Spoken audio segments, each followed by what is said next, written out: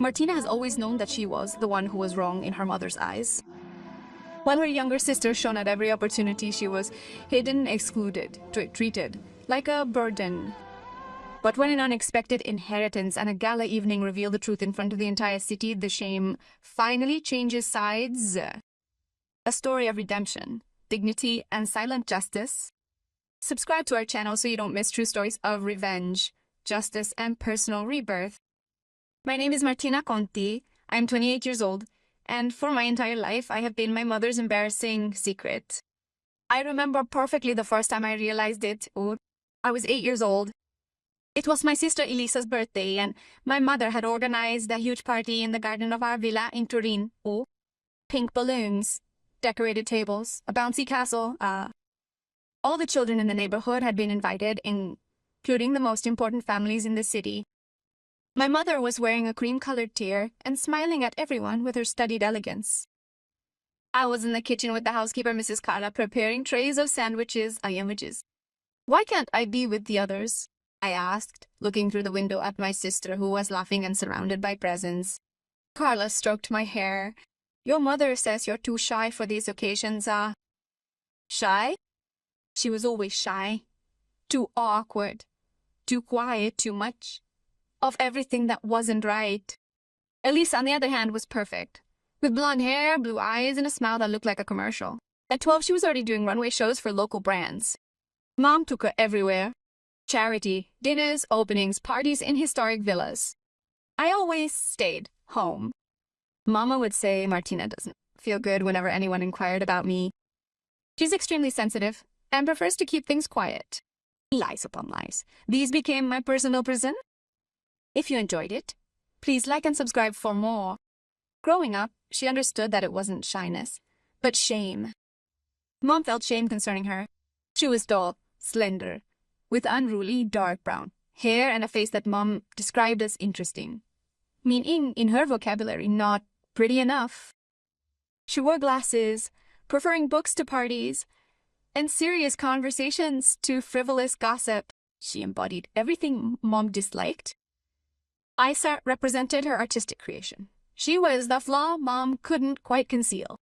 Upon turning 18 and enrolling in the architecture program at Milan's Polytechnic, Mom hardly spoke to her for a full month. Architecture? She said with a disdainful tone. Why not something more feminine? Elisa is studying communication and image. That's such an elegant career. I love designing, Mom. I want to build beautiful things, she replied. She let out a sigh, as though she'd been informed of a fatal illness. Do what you want. Anyway, I rarely see you at my dinners, so it really doesn't matter. And that's exactly what happened. As Elisa joined Mom for every single at that time, I was studying. I graduated with honors, found a job in a prestigious firm in Milan, and began to make a name for myself in the architectural restoration sector. But none of this mattered. Martina works, she would say vaguely when her friends asked about me. She's always so busy, you know how it is? As if my job were an embarrassing hobby. The breaking point came 3 years ago. Dad died suddenly of a heart attack. I was 25. The funeral was huge. The whole of Turin was there. Mom organized everything with her usual perfection. White flowers, classical music, touching speeches. I was sitting in the second row. Elisa was in the front, next to Mom, dressed in elegant black, wiping away her perfect tears with a lace handkerchief. I was in the back with my uncles. When someone asked me why I wasn't sitting with the family, Mom said Martina prefers to be more discreet. That's just how she is. That evening, back in my apartment in Milan, I cried until dawn. Not for Dad. That was a pain that would come later. I cried for myself, for the daughter who had never been enough. 2 years passed. 2 years in which I only saw my mother at Christmas and Easter. Cold, he continued to live in Turin in the family villa, surrounded by Elisa and her high society friends. I continued to work in Milan, building bridges between ancient buildings and modernity, but unable to build one with my mother. Then, one morning in March, I received a call from the family lawyer, Dr. Ravelli. Miss Conti, we need to meet. It's about your father's inheritance. The inheritance? I asked, confused. But it was already settled 2 years ago. Not all of it, she said in a strange tone. There is an additional will that your father filed 6 months before he died. By law, it had to be opened only 2 years after his death. My heart stopped. We met in his office in Turin a week later. The room smelled of old wood and old paper. Ravelli placed a sealed envelope in front of me in my father's handwriting. His father was very specific about the terms, he explained. He wanted her to receive this information at the right time. He opened the envelope with shaking hands. Inside was a letter and a notarized document. My dear Martina, if you are reading this letter, it has been 2 years since I died. I hope you are well, that your work brings you satisfaction, and that you have found the happiness you deserve. I must apologize to you. I am sorry for not having the courage when I was alive to defend you as I should have. I am sorry for allowing your mother to treat you as if you were invisible. I am sorry for not telling you often enough how proud I was of you. Every day, Martina, I was filled with pride for your intelligence, your sensitivity, and your exceptional talent. I looked at your architectural designs and saw beauty, precision, passion. I saw you. Your mother never understood. She loves Elisa, but she only loves in her a reflection of herself. She has never been able to understand you because you are too much like me, and this has always been a problem for her. For this reason, I have decided to leave you something that your mother does not know about and cannot touch. The villa in Superga, the one that my mother, your grandmother, Rosa, left me, was never officially registered in the main family estate. I kept it separate, restored it in secret over the last 10 years, and now it is yours. Along with the villa, I leave you the trust fund that I created for you. 2 million euros invested in such a way as to guarantee you complete independence. Don't tell your mother right away. Take all the time you need, but when you are ready, show her that you were never her mistake. You have always been my pride. With all my love, Dad. I spent a whole hour in that study repeatedly rereading the letter until I had memorized it perfectly. Tears were flowing without me being able to stop them. Dad knew. He had always known. And he had given me not only an inheritance, but a way out. A silent declaration of love, hidden in the will like a secret between the two of us. Dr. Ravelli handed me the official documents. The villa is already in his name. The funds are available immediately. His father was very clear. His mother has absolutely no right to contest or to know this unless she chooses to reveal it. Why would he do such a thing? I asked, still stunned. Ravelli smiled sadly. His father once told me, Martina deserves to choose when and how she is seen. I don't want her to have to ask permission to exist. In the following months, I visited the villa in Superga. It was magnificent. A 3-story building overlooking the rolling hills of Turin, with enormous windows allowing the light to stream in like a blessing. Dad had restored the house, incorporating a modern style, while maintaining respect for the original structure. Every detail was perfect.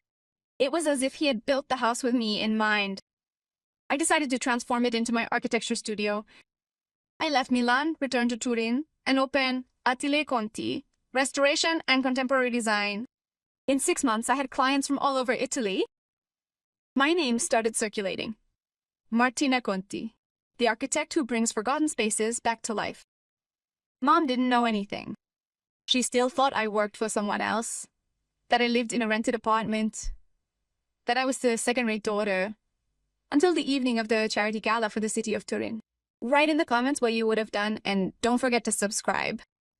Every year, Turin hosted a gala to raise funds for the restoration of historic buildings. It was the most important event in the city, an evening where the Turin elite would gather in evening dresses and perfect smiles. Mom never missed it. She had been on the organizing committee for 20 years. That year, I received an official invitation, not as someone's daughter. As architect Martina Conti, guest of honor for the restoration project of the Church of San Filippo Neri. I had won an international competition to restore one of the most important Baroque churches in Piedmont. The project had made the news. My name was in the papers, and Mom didn't know it. When I arrived at the gala, I was wearing a long custom-made emerald green dress. My hair was tied back, my makeup light, and I was confident in a way I had never known before. I entered the wedding hall of the royal palace and felt all eyes turned toward me. Mom was on the other side of the room with Elisa at her side. Elisa was wearing a powder pink dress and they were smiling at a group of ladies. Mom was talking animatedly with the mayor. He hadn't seen me yet. I approached the central table, where the projects competing for restoration funds were displayed. Mine was there, lit up, with a plaque.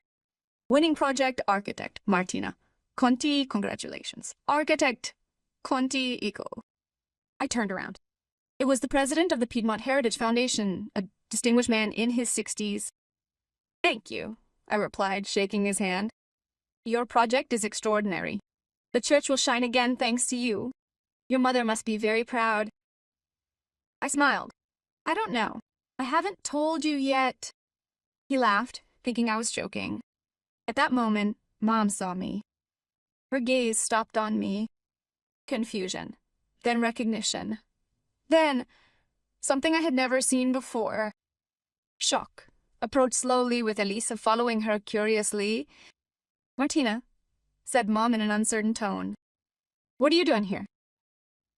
I was invited, I replied calmly. Invited, she repeated, looking around as if seeking an explanation. The president intervened, smiling. Mrs. Renzi, I didn't know Martina was your daughter. What an honor to have such a talented architect in the family. Her design for San Filippo is the best we've seen in years. Mom opened her mouth, but nothing came out. For once, Elisa looked at me without knowing what to say. Excuse me, I said politely. I have to greet some colleagues, and I left, leaving them there motionless. The evening continued. I was introduced to dozens of people, architects, politicians, entrepreneurs. They all wanted to talk to me, congratulate me, ask me about my future projects. I was the center of attention.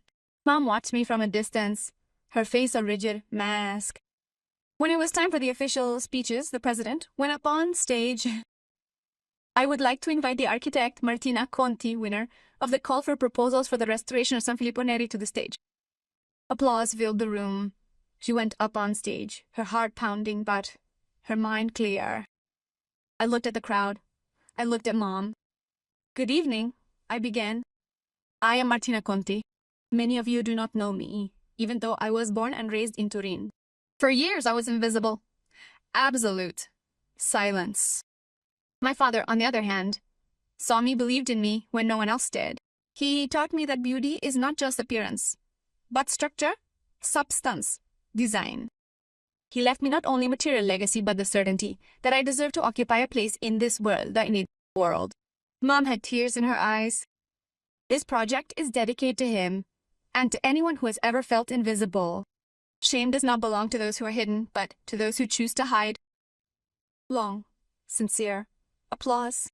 I got off the stage and went out into the garden of the royal palace. The cold air calmed me. Mom joined me a few minutes later.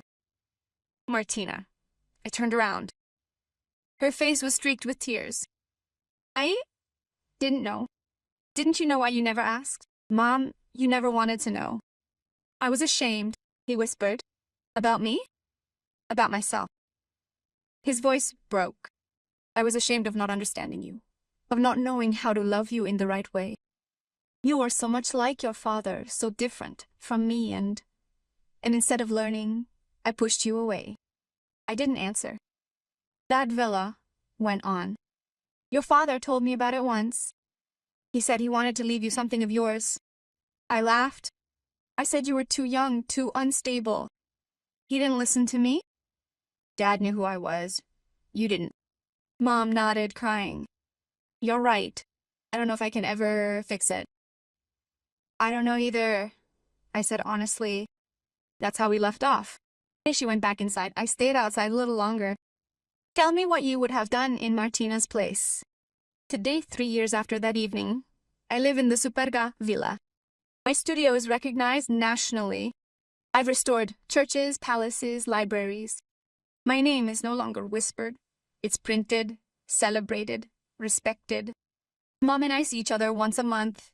Short lunches, cautious conversations. We're not yet mothers and daughters in the full sense, but we're learning. She's learning. Elisa called me a few months ago. I'm sorry, she said.